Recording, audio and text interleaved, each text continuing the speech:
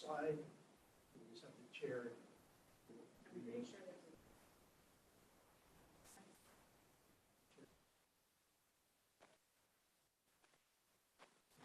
Public comment.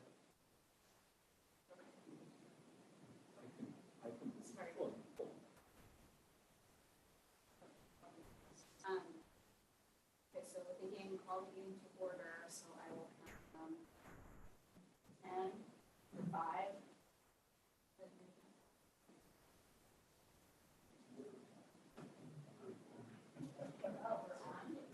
Okay, we're on. You may call the meeting. Good evening, everyone. The Thursday, October 26, 2023, regular meeting of the Brisbane Planning Commission will now come to order. Is your mic on? Okay. Good evening, everyone. The Thursday, October 26, 2023, regular meeting of the Brisbane Planning Commission will now come to order. Staff, may I have a roll call, please? Commissioner Funka, Aye. Commissioner Gooding, Aye. Commissioner Lau, Aye. Commissioner Patel, Aye. Commissioner Saison. Aye.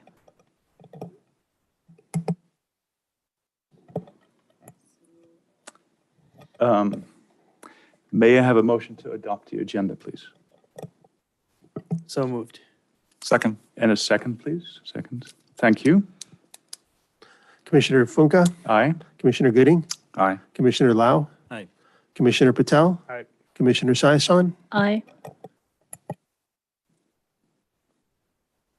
Okay. And I guess we just go through the regular agenda, even though at the end of the day we have the presentation. Okay. At this time, I'd like to ask if any members of the public would like to pull an item from the consent calendar. The staff will give some time, post the text and Zoom call numbers on the screen for members of the public to do so. And you have, On that, so we'll read it instead.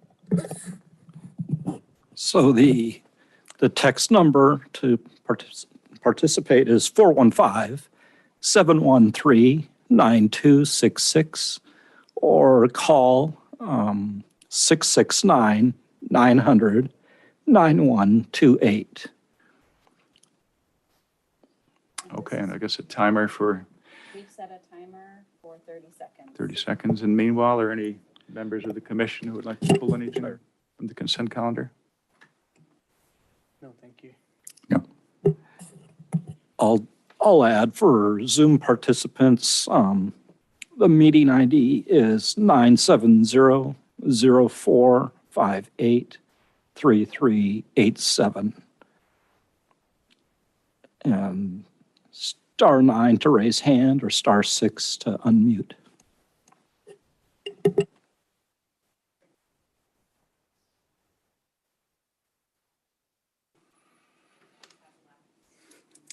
Thirty seconds are up.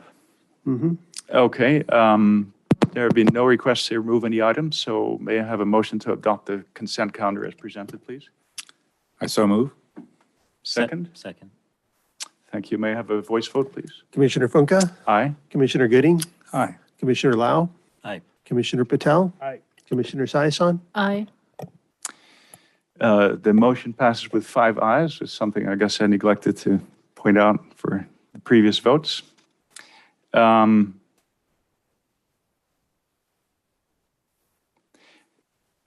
I'll ask for any oral communication. So it's basically a request for anyone who wishes to do so to address the commission this evening. And again, I guess, Ken, you'll announce the numbers. Right. Repeat the numbers. So Zoom participants can raise your hand or to text in. The number is 415-713-9266. Again, 713-9266. Or call 669-900-9128.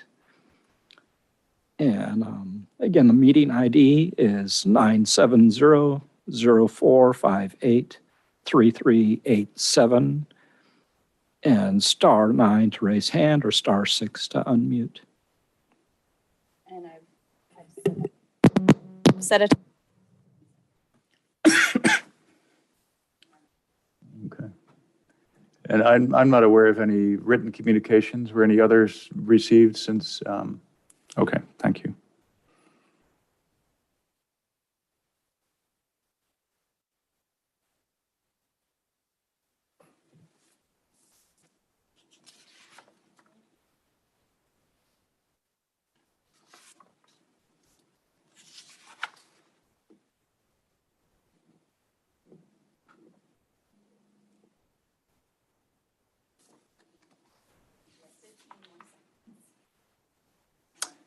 time is up, is that what you're saying? Oh, okay.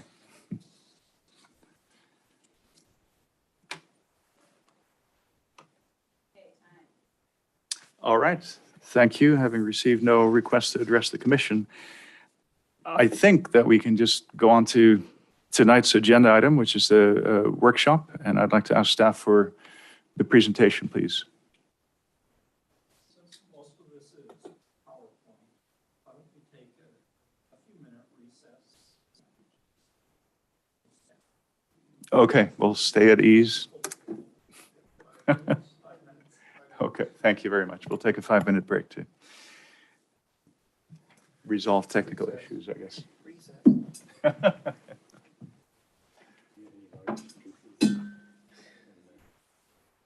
What's been going on? Have you been taking any fun trips? Not enough. No, we're gonna go up to Seattle with the boys. Yeah. In early December, I think. Oh, that's We're cool. working on the other town. This is like the first year that we faced this, that both boys have pretty good work. Well, thank you. Under incredibly challenging circumstances. Well, double your pay. Who gets which kid and which girlfriend for which holiday. Oh, yeah. It's complicated. It is, and it's only gonna get worse. So how is it resolved this year? Is everyone coming home for Thanksgiving? The solution is that we're not gonna go up Thanksgiving, we're gonna go up on something that is not the holiday, so we can just see Mary and Jay, and they can plan out to their respective girlfriends and families for the actual holiday, because that's otherwise gonna be an issue. Wow. It's our first sort of stalemate, which is fine. Their lives take precedence over ours. But, On your screens. Yes, it's up, Ken, yep. Yeah. workshops, big slide in there. Good work. So, yeah, so it only gets more complex. Yeah. Right now, you're working on verbalizing needs, which Yeah. is good. It's good. Eventually, you'll want to say, I'm tired of your needs. You know, I wonder, Jackie felt a lot of pressure to be with her mother at Thanksgiving. Like, to disappoint her mother would have been Right. Exactly. unthinkable. And I wonder if having sons, the dynamic is such that the girlfriends are Well, winning. so the girlfriend of one of them has a very strong Thanksgiving tradition. And the girlfriend of the other has a really dysfunctional family, so she feels really deeply and painfully when she's excluded from things like Thanksgiving celebration. It's complicated. Yeah, it is. So our best recourse was, let's not plug ourselves into this, let's let them go where they want to go and not feel like, oh, their parents are coming up, one more layer of complexity. So Yes. remove a layer of complexity. But are you guys very like Thanksgiving? I don't know. What about Christmas? My mother was one of those women who had a really difficult childhood and family and stuff, and a World War to deal with. Yeah. And so for her, holidays were like an occasion for her stress. She would just unplug from the whole thing. Luckily, I had no investiture. Oh, that's good. Well, in our case, so Aiden tried last year. He floated the idea in the way that only a boy can. So he asked, like, is it okay if I spend, I can't remember which it was, Thanksgiving or Christmas with my friends in Idaho? And he didn't, and I don't think he's going to ask again. Okay, we can start. Okay. But we love it. We love to spend, and I think they like it too. All right, thank you very much. I think we're back in order, and staff, please begin the presentation. Yes, thank you. So the purpose of tonight's workshop is for the Planning Commission to review and discuss a preliminary zoning ordinance amendment to address SB 9 adopted by the state in 2021. It continues a conversation that was begun with the commission in a workshop back in June of this year, and that followed the state certification of the housing element. That workshop primarily focused on proposed floor area ratio changes and elimination of lot size minimums for multifamily or mixed-use developments. And that was as required under SB 8 from 2021 also. It also focused on some other proposed amendments related to building heights and setback exceptions. Tonight's workshop will focus on the preliminary draft ordinance to allow for 2-unit primary dwellings on a lot where one single-family dwelling would normally be permitted. Consistent with state law, this ordinance would apply to the single-family residential districts only, and this would take the form of an overlay ordinance or district for the R1 residential and RBA Brisbane Acres zoning districts. It would not affect the multifamily, mixed use, or planned development districts. Staff's hope is to bring this ordinance and the one for the SB 478 compliance back to the commission for public hearing by the end of this year is our hope. For tonight's workshop, we'll start with a review of some background information that includes the tie-in to the housing element, some key terms and existing code provisions for the 2 districts. Then the state has some mandatory eligibility and anti-displacement standards that are included in the draft ordinance. That's in your packet. And then we'll get into the details of the development standards. This includes those with or without a lot split. Also highlight a couple theoretical examples. Finally, we'll touch on the urban lot split procedure for those who choose to do a lot split under the ordinance. Also note that while I show Q&A at the end, along with discussion, you can stop me at any time if you have questions, workshop, and feel free.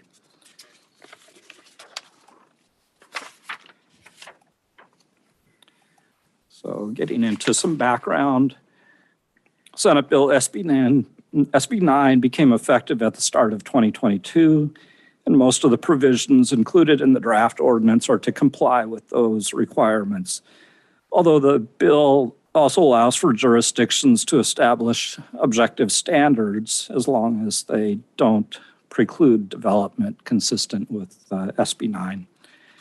The city also planned for this ordinance and the housing element adoption, and so it was included under the goal to facilitate and support production of housing at all income levels.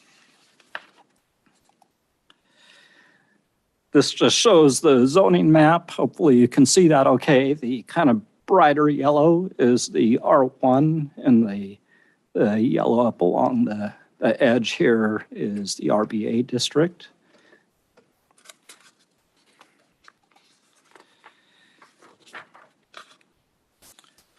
As I mentioned, the bill is applicable to single-family zone districts. That includes the R1 and RBA.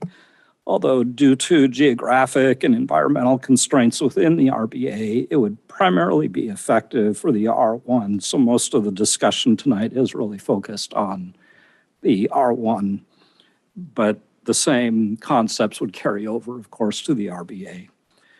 The RBA yes? Can you back up one slide just to the map for just 1 second? Yeah. Just for my education, and I could and should have brought my binder if it didn't. It looks like we've lost our screen there. It's showing me versus the... We might be able to just speak this, but the difference between R1 and R2 down at the bottom of visitation is, oh, here we go. Right, so the R1 is, it allows for single-family dwellings, accessory dwelling units, and junior accessory dwelling units. It does not allow for duplexes or other types of multifamily. And so currently, the R2 does. So currently, what is the distinction between R1 and R2 as it affects, the bottom of the valley or the hill, as it were?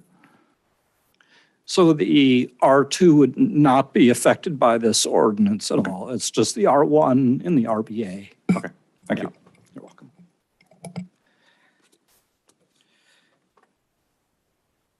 So again, due to constraints within the RBA, it's really primarily for the R1, and that constitutes the bulk of central Brisbane's land area. Does not include mixed use along Visitation Avenue or the multifamily zone sites such as along San Bruno or that R2 zone that we just talked about. There's approximately 880 properties in the R1, and they range from roughly 2,500 square feet. A few are smaller, and then up to about 10,000 square feet. And there's a handful that are larger.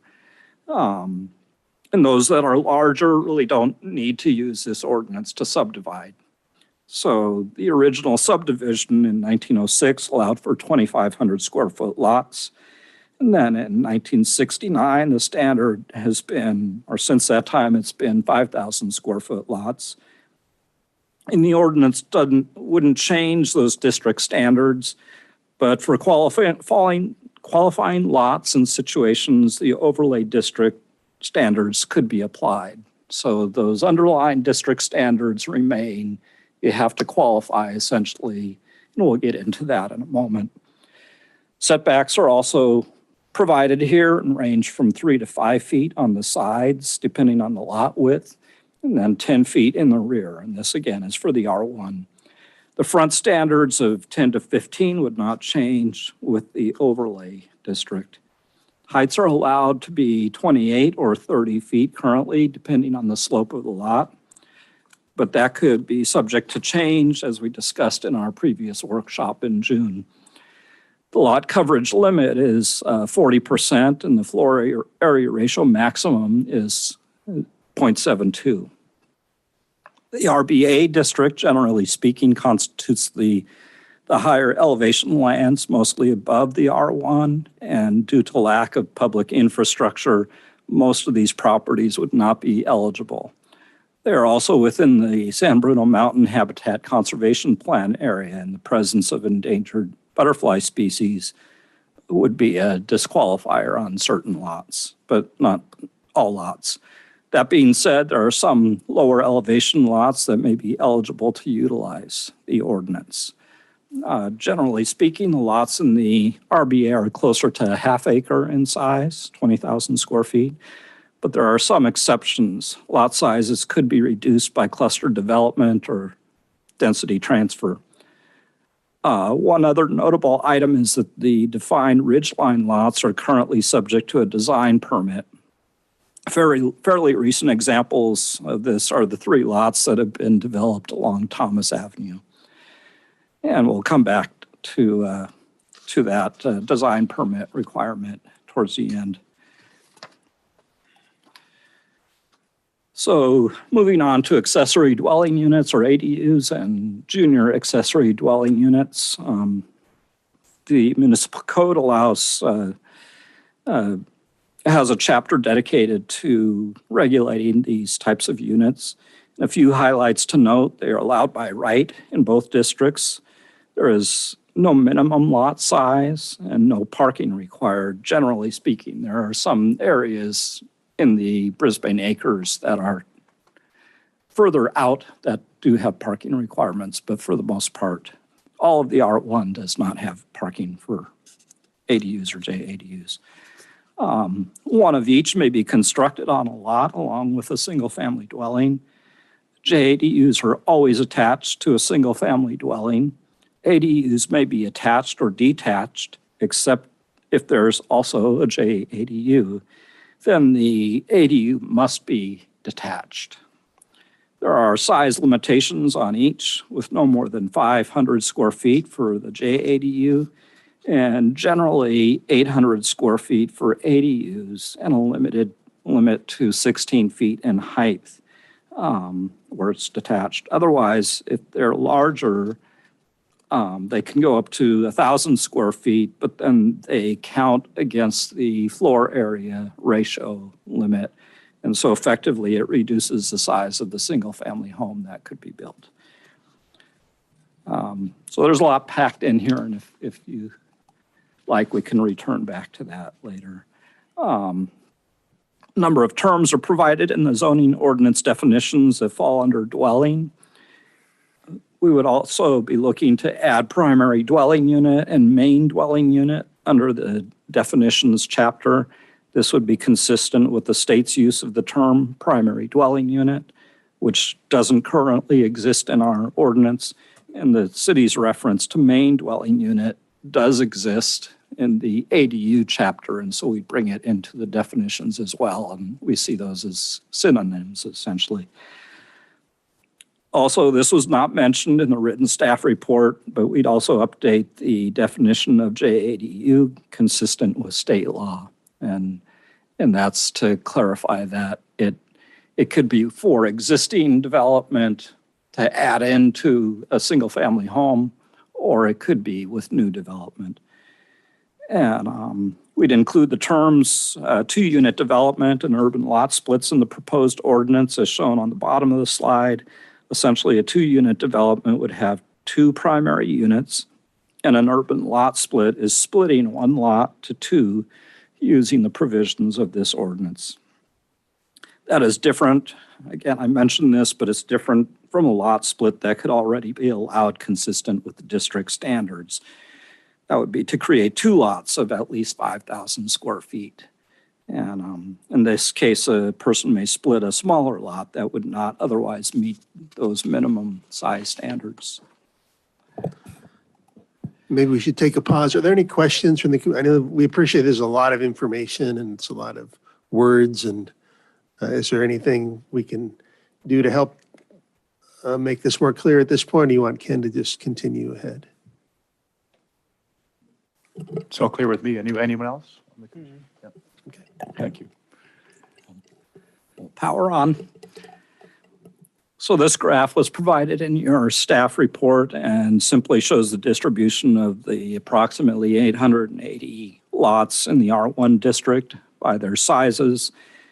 The average, not including those above 10,000 or those below 2,400 square feet, is approximately 4,500 square feet. Including those at the different ranges really doesn't change the number all that much, but for our purposes, I took those off the ends. And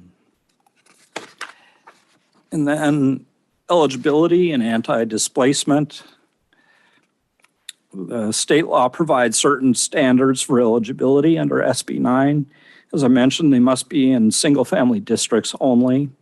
The owner may not have withdrawn accommodations for rent or lease in the last 15 years.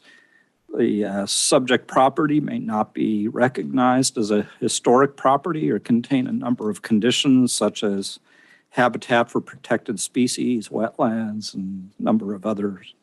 And it may not have already used the urban lot split provision, so we can't have a serial splitting situation. There are also standards Can under I ask, just for my clarification, the second one about not having exercised the right to withdraw, I'm not quite sure I understand what that means. From rent or lease within 15 years? Yeah, so this is out of the state's code, essentially, that the owner would not. And I might have to come back with you with more details on the nuance of how that code is written, If I can exercising. If I can venture a guess, my thin knowledge of landlord tenant law is that many rent control ordinances have provisions where a landlord can take a unit out of the market, so to speak, for reasons of their own, their private reasons, family reasons, and it does affect the eligibility, whether those units stay under the umbrage of the rent control ordinances or not. And it is often criticized as a tool for landlords to take housing off the market for various and sundry reasons. And I suspect that the purpose of the state law here is to discourage that kind of behavior by not leaving those properties eligible for this kind of splitting or I see. increase Okay. in zoning. Yeah, because you lose some flexibility. Yeah, that was kind of long-winded, but I think that's what it's about. Right. I had Sounds correct, yeah. one other question. Which is these criteria or things you're putting up here, these are all mandated by the state law? This slide is all, most of what you see tonight is mandated by So state law. none of, what I would appreciate, if you can get to it when we go through this, is if there's something that our staff has come up with as, your brainchildren, to highlight that. There are a couple at the end. That's kind of the only objective stuff we can really standards. tweak, as I understand it. Right. Otherwise, it's more kind of packaging it into Yeah, the rest a- is just, kind of wordsmithing what the state makes us do, which is fine, but knowing that distinction would be helpful, so thank you. Yeah, I'll call those out. Thanks.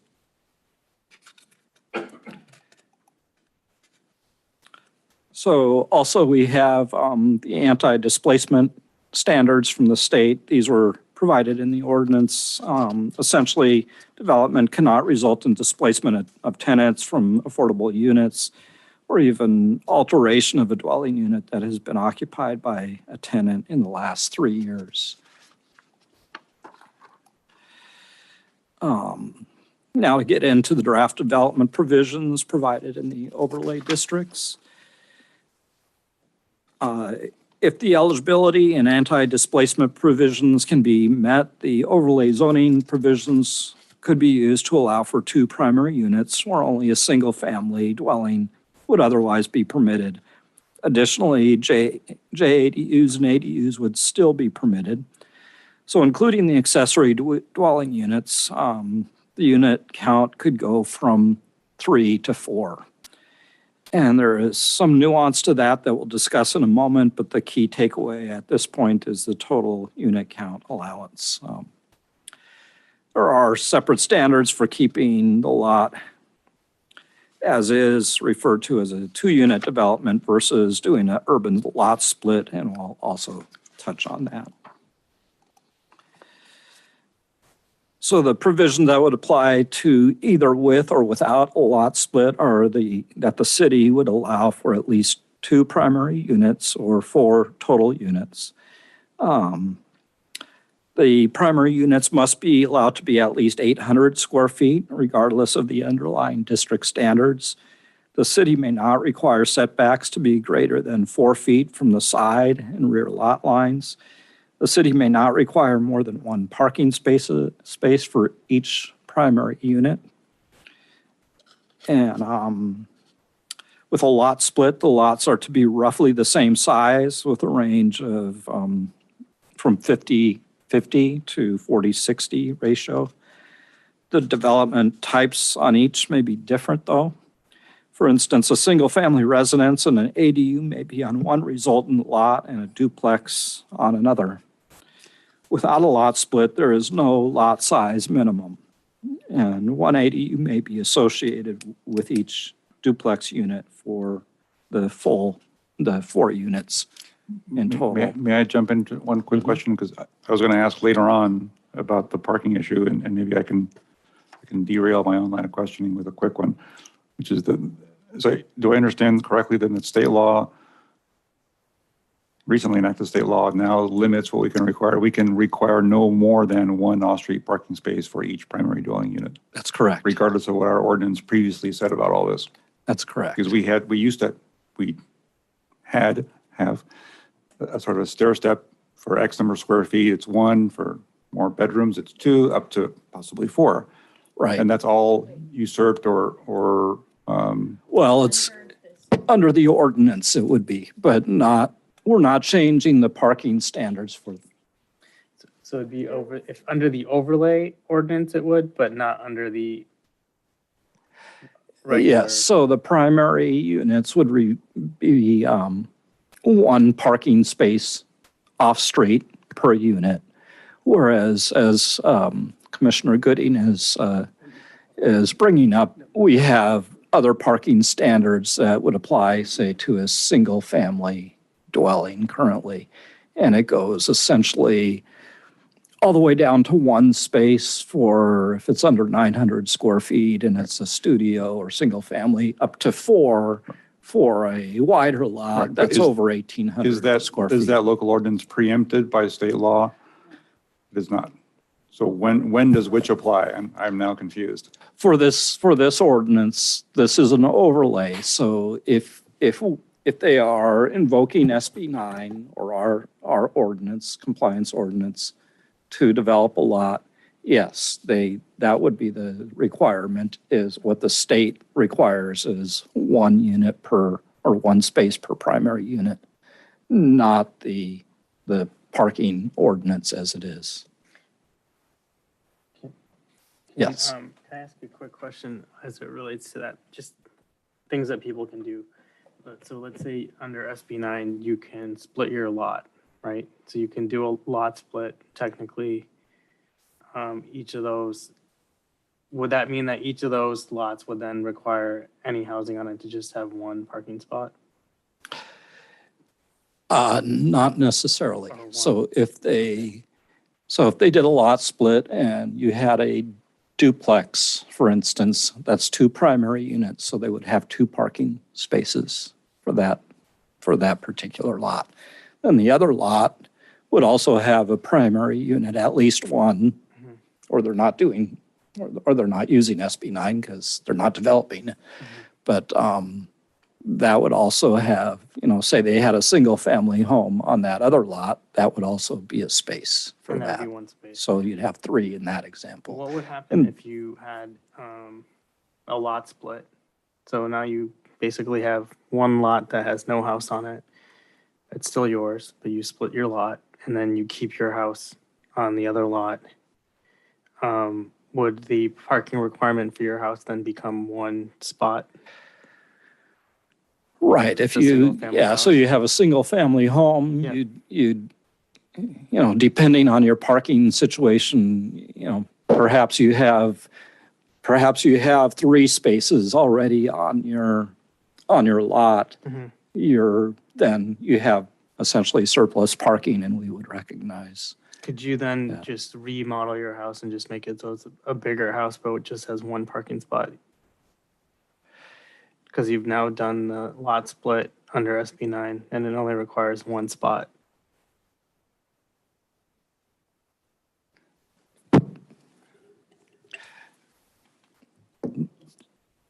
I'm sorry. So if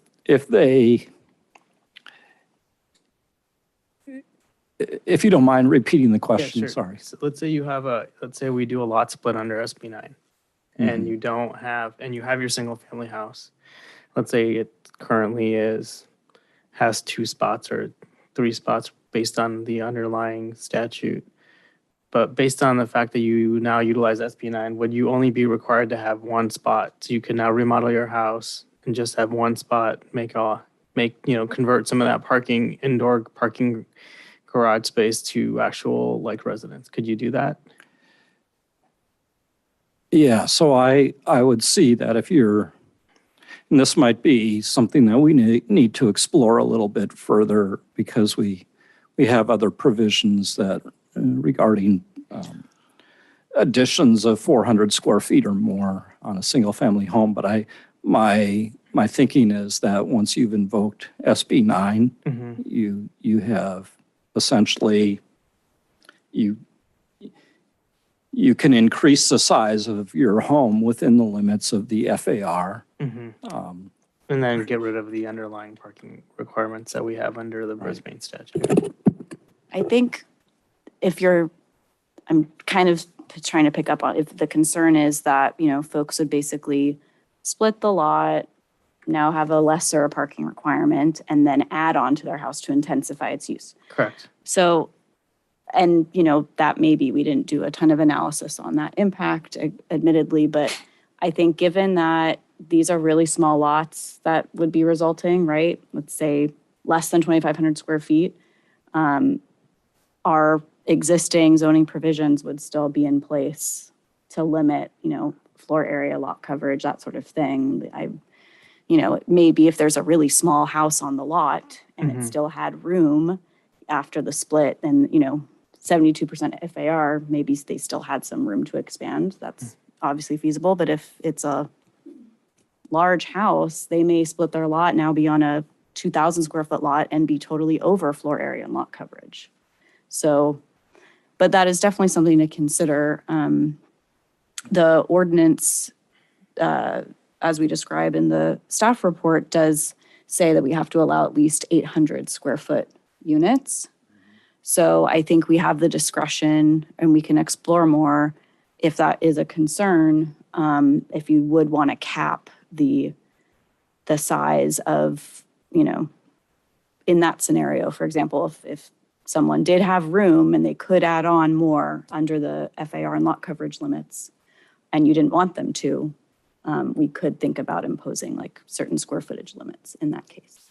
But my sense, and we'd have to do more analysis, is that that by dint of having a much smaller lot size, you now have a much lesser development footprint to begin with. And that's kind of why we are recommending like not changing the underlying development standards that would apply, given the small size of those lots. But So if I can follow up with one thing, and maybe I'm being thick and I apologize, but I'm looking at the little bar chart of, I see that we have, over 300, almost 350 properties that are between 4,000 and 6,000 square feet that either can have now an extra primary dwelling unit added to it or split and then construct an extra one. To me, the result is the same. You now have 2 dwelling units where before there was 1.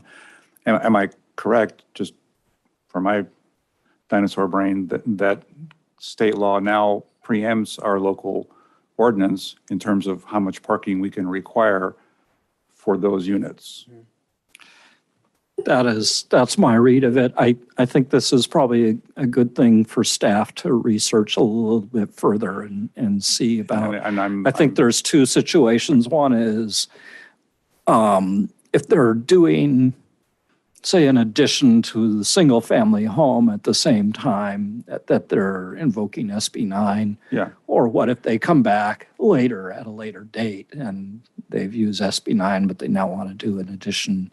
And I'm belaboring, I'm beating this horse to death because R1 is already anecdotally suffering extreme parking stress as it is. And so I think people are going to be, hypersensitive to what this does to what this kind of increase in density is going to do to an already bad parking situation. And it may be mandated by state law, and if so, so be it. Right. I just think we want to be clear that we're not doing this, that we're essentially under the gun to get this done. Mm-hmm. And I think that's a distinction I would like folks to understand. Right. Thanks. We'll explore this some more. Yes. I just want to ask a totally different question. Under the SB 9 there, they said that there are setback rules and whatnot. Brisbane's, we've seen so many different buildings in Brisbane that are kind of quirky. They've been around forever and they don't meet the setback rules just because they've been here since like 1930 or whatever, and they don't. So if you have a non-conforming property and people want to use SB 9, how does that work? So they could use, and this comes out of state law, they could use that existing structure without having to, say, move the wall in. I wouldn't see that they could expand on the nonconformity, though, by, say, adding on within that 4-foot setback area. But they could use that existing structure. You could go up. Let's say you wanted to add an ADU or a junior ADU, you could add up, even though you're not. No, you couldn't. No, that would be increasing the nonconformity. So if they're in that setback area, they couldn't increase. So they couldn't go up or they couldn't go out, say, behind or in front. If they're still in the setback, they can tuck it in so it's interior to the lot and be out of the setback area, though. Got it. Good I questions. have other type of question for, so if for planned development, like in the acres in RBA, if, like, for instance, let's say, for example, if there was planned development for four units in large lots, could that developer now use SB 9 and basically double? So those units? SB 9 is intended to be used for lot splits by a single property owner one time for one property. It cannot be used serially to affect, like, if there's, for example, a subdivider, a single entity that is subdividing property, couldn't then exercise SB 9 on multiple lots. So if there was a developer who's, let's say, developing, multiple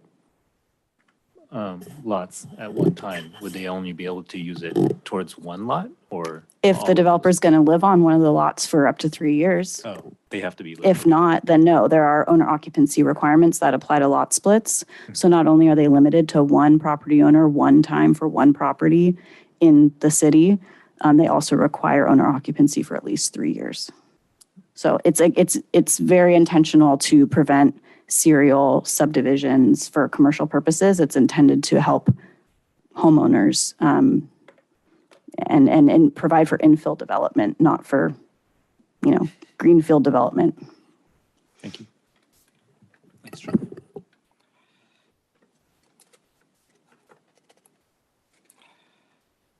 Okay. So I don't think we started into this slide yet. It shows the development types that could play out under SB 9 without a lot split.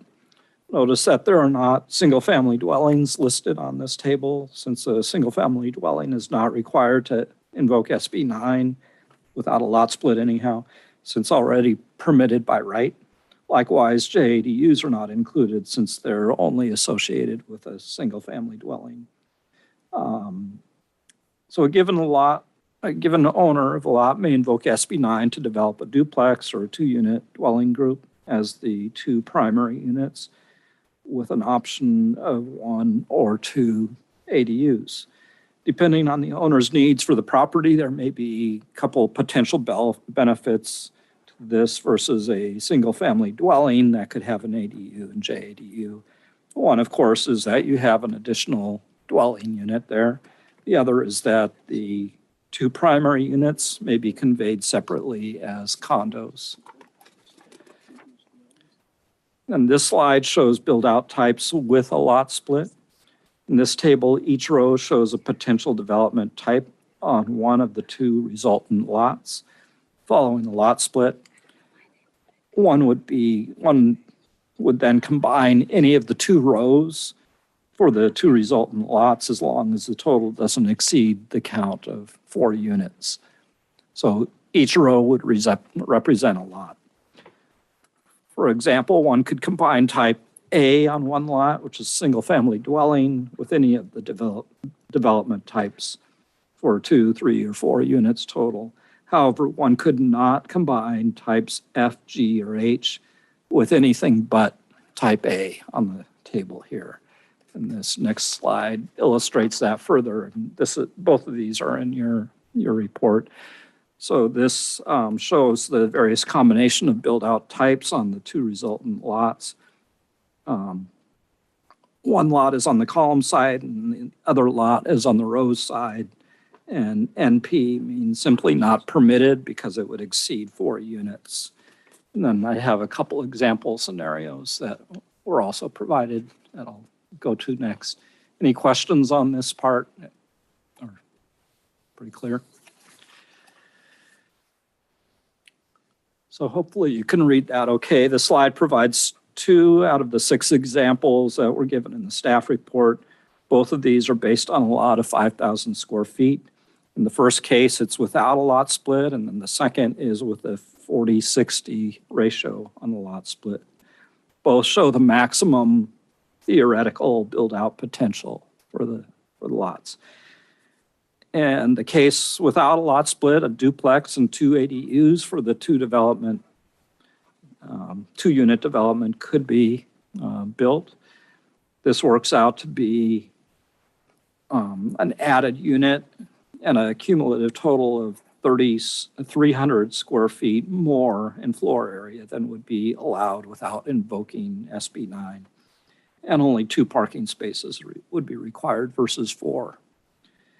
For the urban lot split example, since the development types would allow for 3 primary units in this example under SB 9, only 1 ADU would be allowed. Thus, the parking requirement increases from 2 to 3 between the 2 examples, and the total floor area of the build-out across the 2 lots would be 4,400 square feet versus the 4,900 square feet, for a reduction of 500 square feet in build-out potential versus as without a lot split at all. So the results really can vary quite a bit by the build-out options chosen. Some key takeaways, and we've touched on, I think, most all of this, but state law allows for close to the same size lots, no less than 1,200 square feet for urban lot splits. Lot sizes do not apply to the 2-unit developments, that is without a lot split. But there might be some limited utility. That was discussed a little bit more in the staff report. Again, the city must allow primary units to be at least 800 square feet. So for a duplex, the 2 units could total 1,600 square feet on a small lot. For comparison, on a small lot of 2,500 square feet, the FAR of 0.72 already allows for 1,800 square feet. So not a whole lot of difference there. State law is silent on lot coverage, but the district's lot coverage maximum may preclude the required allowance for 2-unit development on small lots. In the draft ordinance, it suggested that this provision lot coverage be waived under the ordinance, and the other standards of floor area, setbacks, and heights, along with the off-street parking requirements, would be the limiting factors. Again, the state sets the side and rear setbacks for primary units at 4 feet. Again, the standards already on the sides is 3 to 5 feet, so it's not a whole lot different than existing standards, although it is in the rear. The rear lot setback is 10 feet currently versus 4.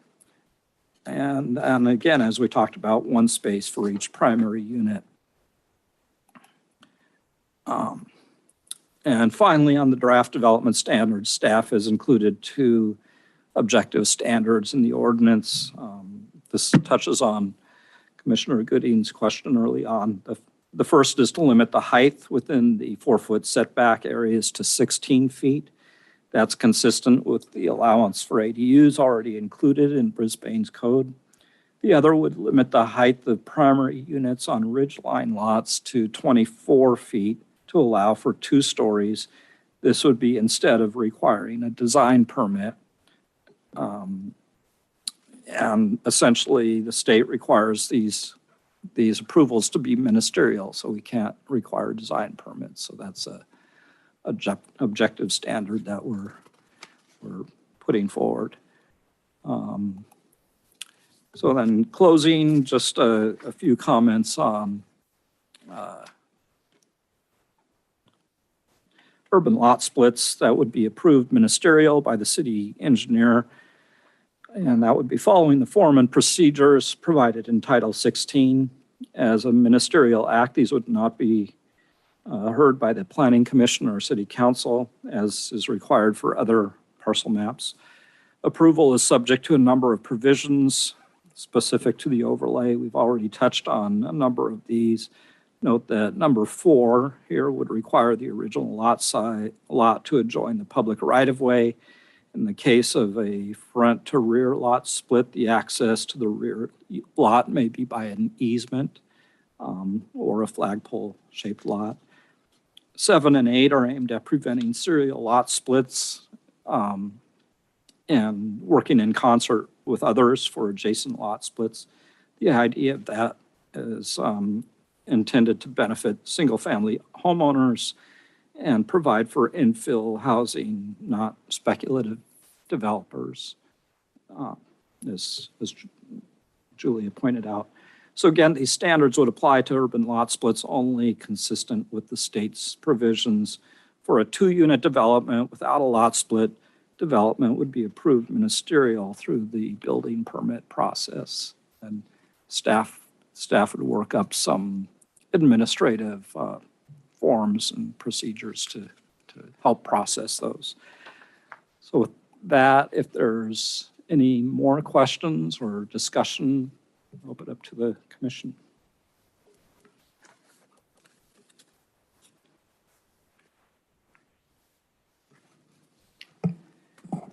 So what is before us tonight exactly? If you have any feedback on, for instance, the objective standards, if you wanted to, if there's any you think we should add or clarifications that need to be made And so the next step after tonight would be that you folks would come back with a finalized an ordinance. version of the ordinance, which we would then recommend to the council. Correct. That's correct. Thank you. So you can request a lot split, and one of that part of that split could be left vacant, right? Favorite. That's a good question. Are you asking if like invoking the provisions then obligate you to develop Yes. property? Yeah. I don't think so. It's just allowing you to split your lot and create a new lot, but it doesn't say you must build. It allows you to There's no sell or time finance frame it. For Yeah. building and state law that I've seen, but it would lock you into the provisions of SB 9, so it's going to limit you. I would think, I guess what I'm saying is I would think that somebody, if they're going to invoke SB 9 and limit themselves in that way, they're probably ready to actually develop a site. Or could somebody, if they left it vacant and it's its own parcel, also that property, even left vacant, actually might be worth, have a higher value than, as part of the bigger lot.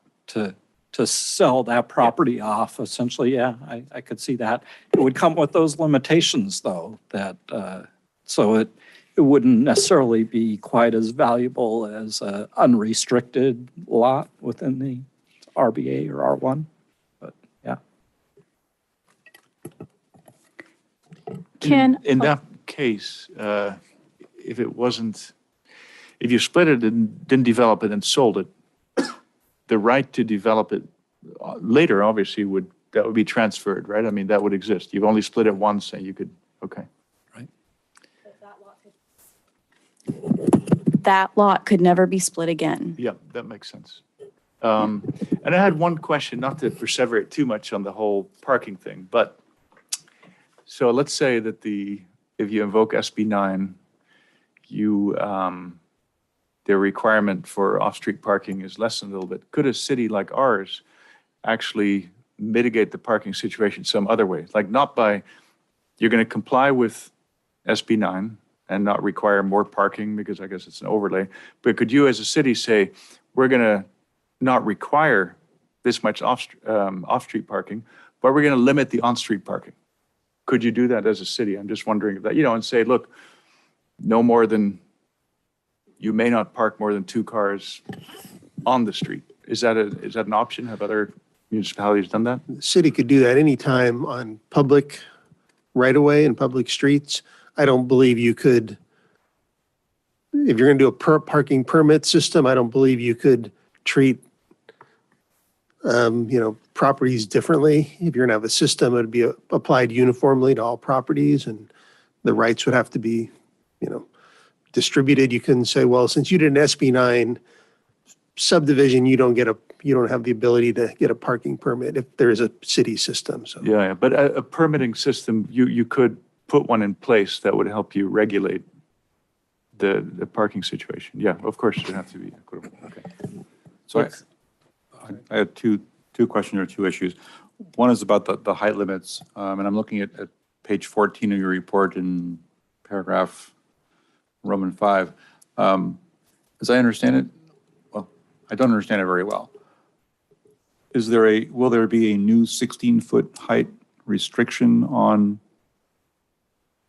development that is taking place in a lot that is subject either to splitting or to having an additional unit added to it? So the intent of that standard, and again, that's something that's a objective standard that we're suggesting it's not in state law, is essentially if they're using SB 9, that portion of the structure that's within that side setback area needs to be limited to 16 feet in height. And that's essentially that's borrowed from the accessory dwelling unit ordinance. That's where staff got that. Ken, can you clarify when you say you can't build within the setback, so what portion of this building is subject to that height Right. restriction? That was that was my question. So assuming, say, the standard setback for the lot is 5 feet versus 3 feet, and the state is saying you have to have allow for a 4-foot setback. Well, you've got a foot there difference, so that portion that's within the setback Okay. between 4 and 5 feet would have to be limited to 16 feet in height. It's probably more meaningful in the rear yard because Right. the city requirement is 10 feet and the state requirement is 4 feet. So Right. Okay.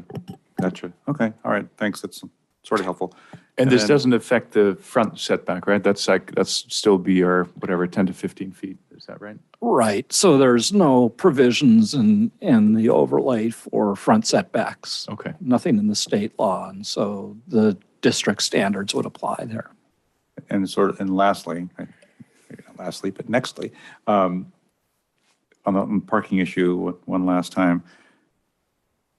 Do I have this sort of right? Is this a kind of the correct way to pose this, that on the relatively smaller lots, that, 2,000-3,000 square feet lots, because we already have limitations about area coverage and lot coverage, the state's limitation on our requirement for parking spaces may not have a real big impact because they couldn't put a lot of parking spaces there. They couldn't fit parking spaces anyway. But as the lots get bigger, 4,000, 5,000, 6,000, there's going to be a bigger impact to the state's preemption of our ordinance that we can only require one parking lot. Before these state laws, we could require 2, 3, up to 4 parking spaces. We will now no longer be able to on these larger lots, even when they're split down to 2,700 feet, let's say. Yeah. We could have, before this, we could have required 2 or 3 parking spots. Now we can only require 1. Do I have it right?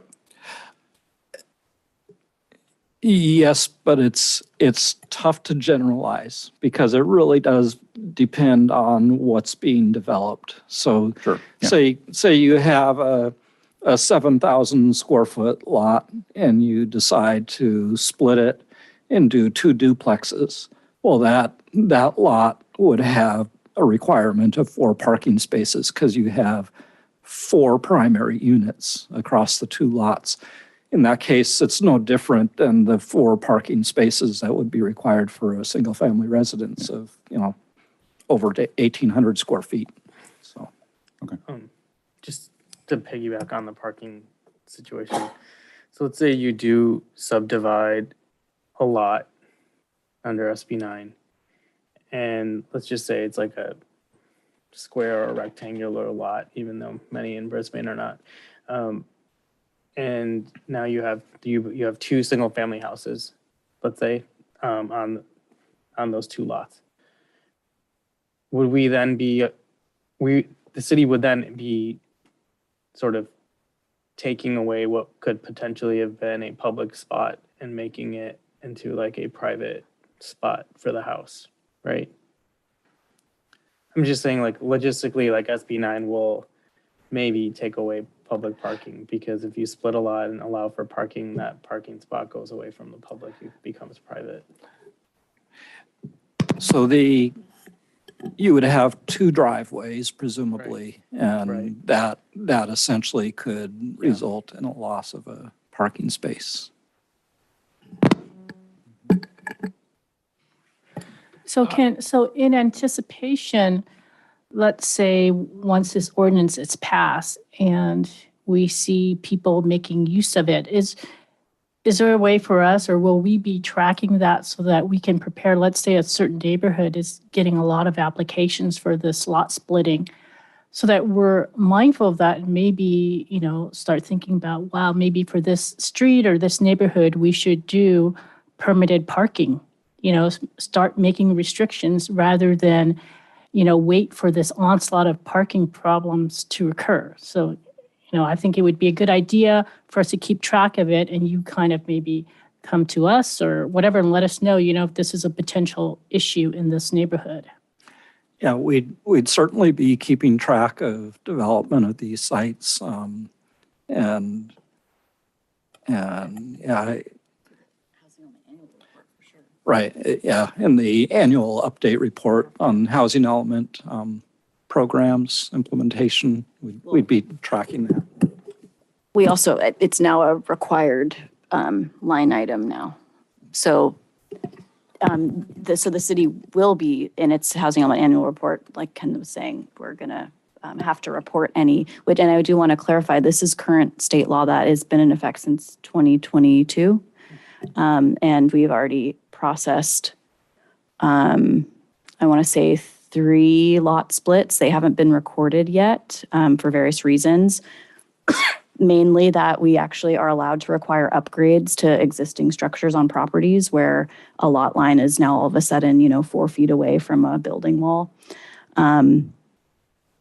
Anyway, so I just want to make that clear though. We've already accepted applications and processed for at least 3 of these lot splits. So in either, amongst you folks internally or in the planning community, what do you folks envisage being used more? An owner of a relatively large lot simply increasing the density by putting one more dwelling unit in there, or lot splitting? I mean, what's the market gonna lead to, do you think? If I had to take a wild guess, I would I would probably say I would lean more towards the 2-unit development because it's a simpler path. But as you get larger in size on the original lot size, you might be tilted a little bit more towards splitting it.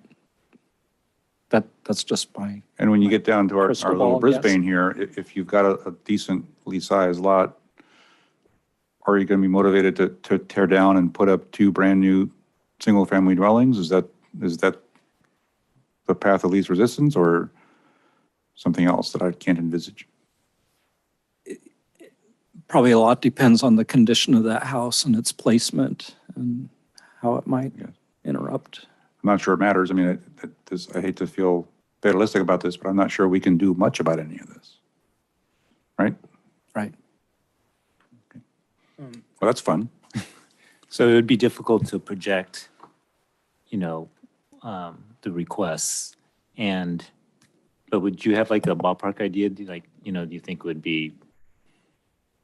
would you be surprised if there were over 100, requests?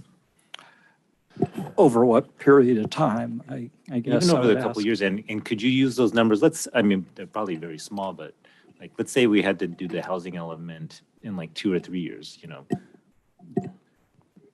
with the splits and with, could you use these numbers, towards that requirement?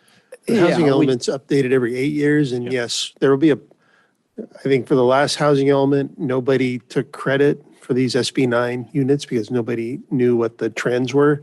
And so we would get credit trending forward at the next housing element cycle. I think into the triple digits seems incredibly overly aggressive and optimistic.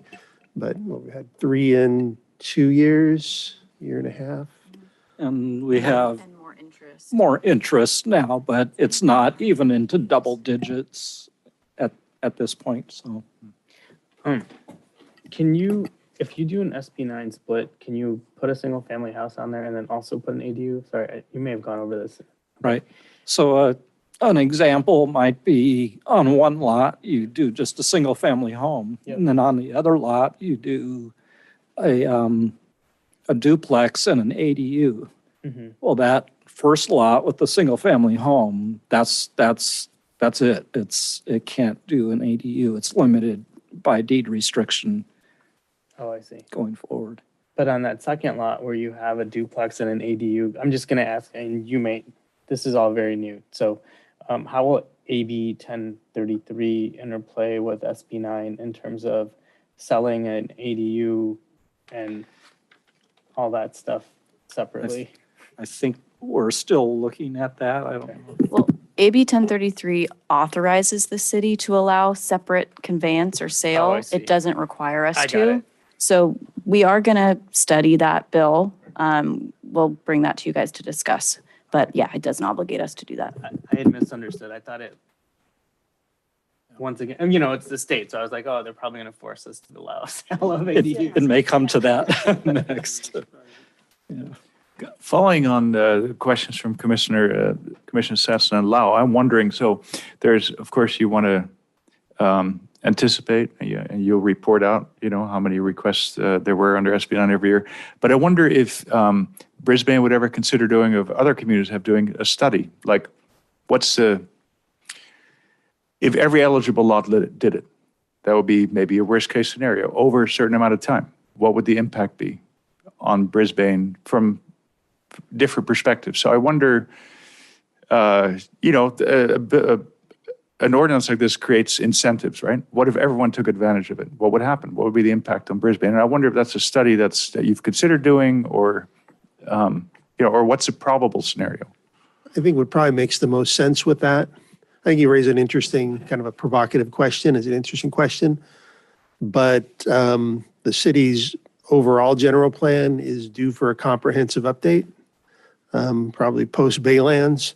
So I think that will be the next one of the major planning endeavors. And I think that would be the time to look at that sort of longer term implications of these kind of development scenarios with these new state laws that weren't in effect when the general plan was first adopted.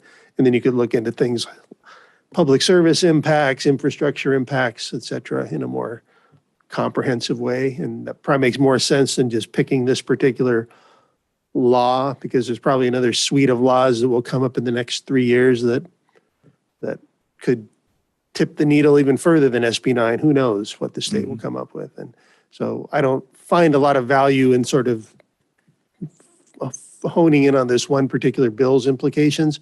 But in terms of longer term general plan, absolutely, that's a great idea. I wanted to follow up on what Commissioner Patel asked you, and I wasn't sure what the answer was. So he said that if someone had a single family home that currently has 2, 3, whatever off-street parking, and then they did a lot split, and then so that home would now be only required to have 1 parking space, correct? And they could correct. convert their current parking space into, a room that they can live in. Is that correct? Potentially, it would depend on where those parking spaces actually are, that they're, not within setback areas, for instance. The parking, they need to keep that minimum one space, but for a primary unit, per primary unit. Right. So if that's the case, I think that's another statistics we want to follow, because if there's, a certain number of homes that are doing that, and at one time these homes had to have 3 or more parking spaces, but now due to the lot split, they only have to provide 1. So we're losing a lot more parking spaces, and maybe we need to keep those statistics to see, what, kind of keep track of what our problem is going to be like. Is there, and to follow on that, could you as a city say, yeah, you've got SB 9, these are the parking requirements, but if by exercising your lot split right under SB 9, you take away a public off-street parking spot, there's no room for that. That's interesting, because it is sort of the commons, right? You're taking away from the commons. You have to allow them to have a parking spot. You'd have to allow them to have a driveway. And that's what you're saying. That's what removing a public parking space is, a driveway. Right, that's the question. Would you, I mean, I know that I'm just saying anecdotally, I don't know specifically, but there's places in San Francisco where there's like no parking associated with residential buildings, right? So if we did it under SB9, do you have to allow the subdivided property, if you're building a new dwelling on it, do you have to allow them to have a covered parking spot? So you're saying are you looking at the parking is not a requirement? Are you saying you'd want to eliminate? Because right now the state law allows the city to require, allows the city to require one parking space. Right. You're saying you would want to eliminate that where they're not required to, or that they're prohibited? I don't believe we could prohibit them from providing a parking space. That's an interesting question, but I don't believe we could. And I guess another comment is that the city engineer is essentially has the authority to prove where the driveways would go. Presumably, there's already one driveway, maybe not, maybe there's none at the point on a vacant lot, but essentially, so I think there's a certain amount of ministerial authority that he has to, or she has to decide where the driveways go to help minimize impacts to street parking.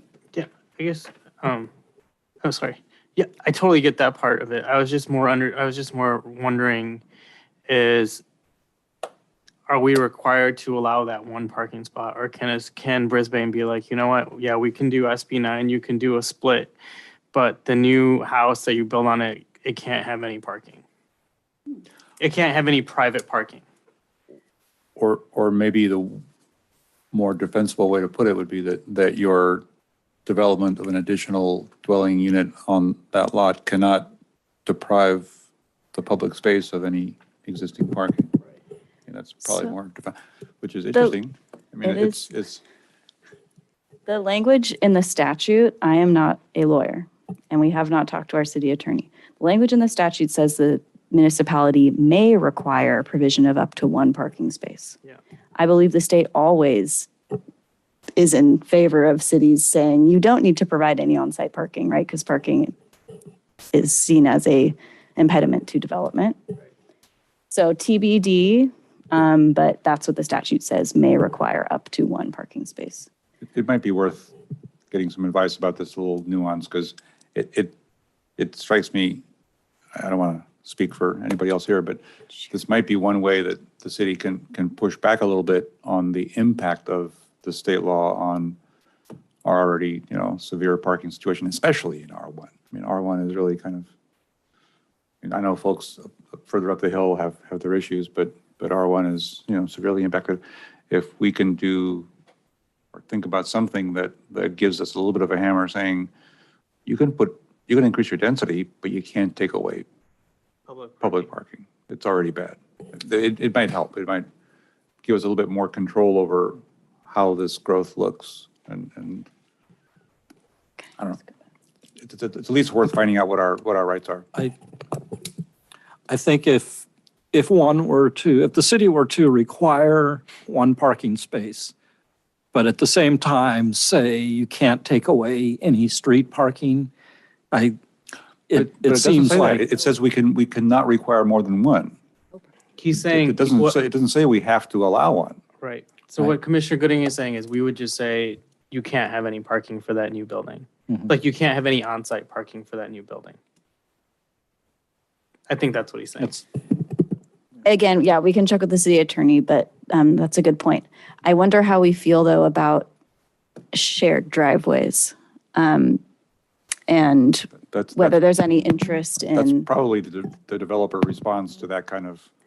Right, and restriction. currently our code requires a variance for shared parking. For shared driveways. Is there interest in exploring? I think we'd look at that again. Alternatives. It's when you start talking about very narrow lots. Yeah.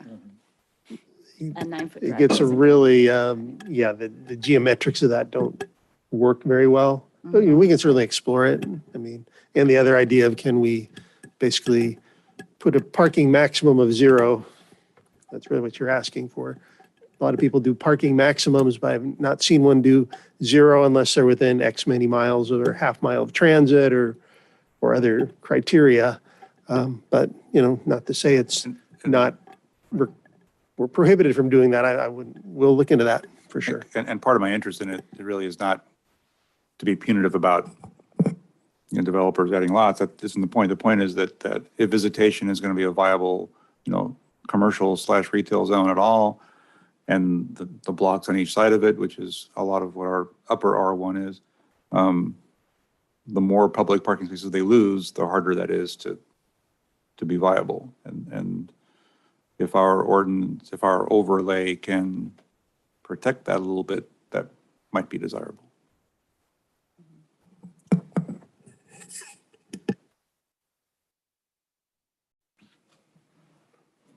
I just think I've reminded this whole discussion of a book for further reading in case people are interested. It's called How Parking Explains the World by Henry Grabar. But it is about this whole parking dilemma and how it's driven housing policy in America, which I think it'd be an entertaining read. We can have a book club one night. Anyway, are there any more questions from any commissioners? And so the next steps, I think you summarized them, Commissioner Gooding, like what they would be, like staff would come back with a. I guess the staff brought this to us to see whether we had any feedback or specific, tweaks or needs for more or changes or whatever. I don't personally have any other than this one thing we just discussed about finding out what the limits are of our authority to kind of be draconian about the impact of development on public parking. I have no other tweak.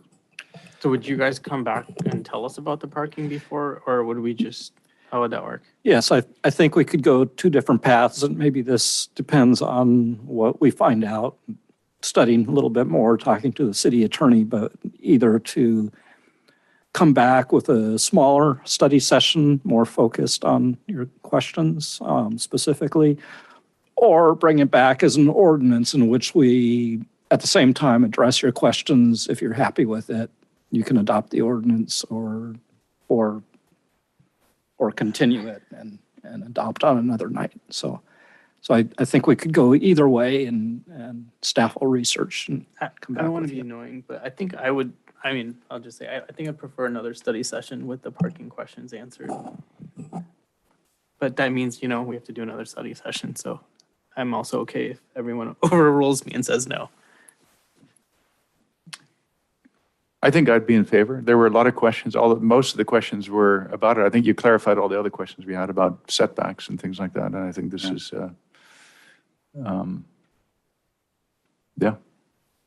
Yeah, we can all do a little bit of background study on it as well. Yeah, I think R1 kind of deserves our utmost attention on parking because this is going to, I get that so far there's only been a small handful, but I suspect there's going to be a domino effect once it gets clarified and once the ordinance is really in. I would not be surprised if it increased.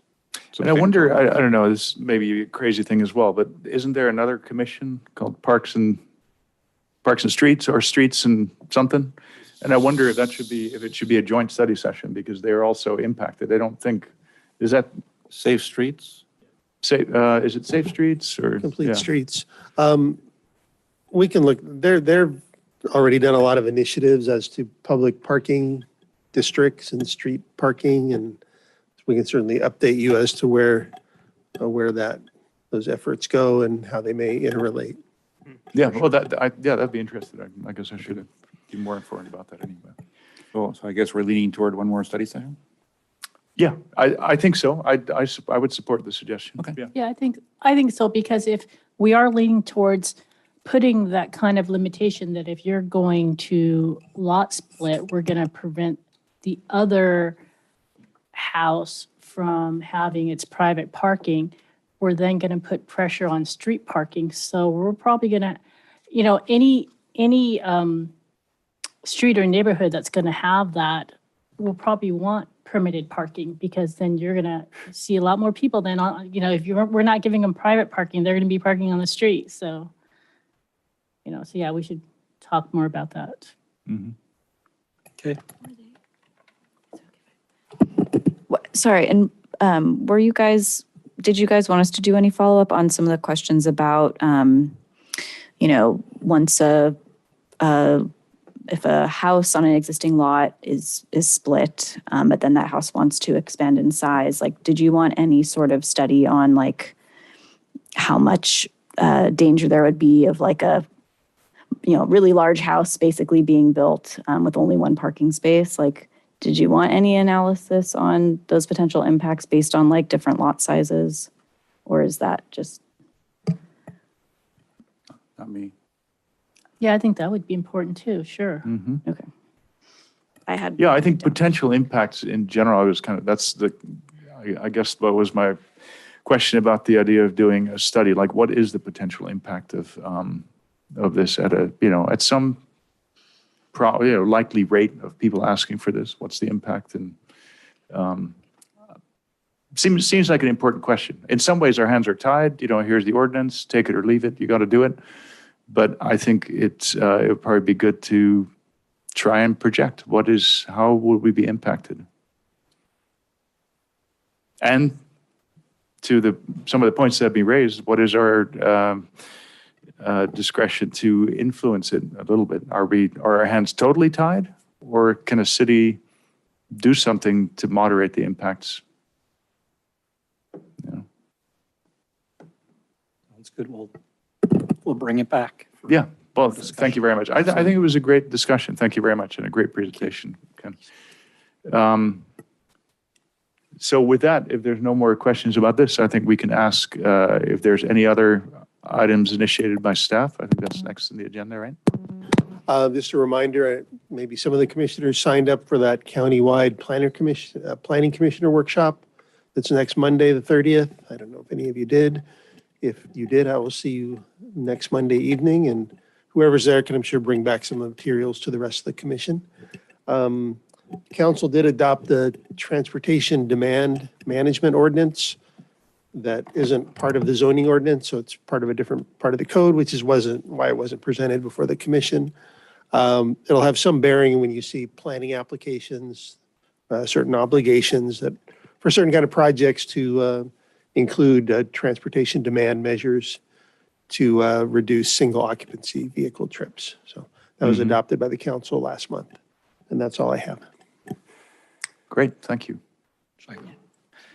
So schedule-wise, looking forward to November and December, we have essentially what would be the second meeting in November is on Thanksgiving.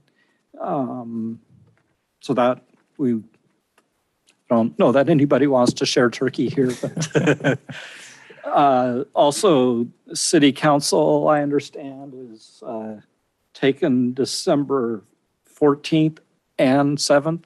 14th would be your regular meeting in December. And then the later meeting in December would be the 28th, which is right between Christmas and New Year's. And yeah. So what about November in here? So November, we have November 9th is a regular meeting. And so we might be looking at doing a special meeting, and I guess whether you guys have open calendars or not. If we had to have a special meeting in December, it would be either the first or second Tuesday. It looks like Wednesdays are not available to us from other committees at this time. So it would be December 5th or December 12th.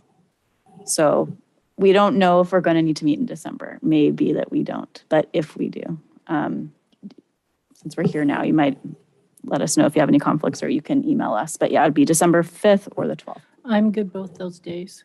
Okay. I'm okay for the 5th, but not okay for the 12th. Okay. And we can do a follow-up email, actually. That's probably better. Yeah, I think that'd but- be good. I'm sure I have to check with the authorities. Right. Yeah. Thank Thank you. Okay.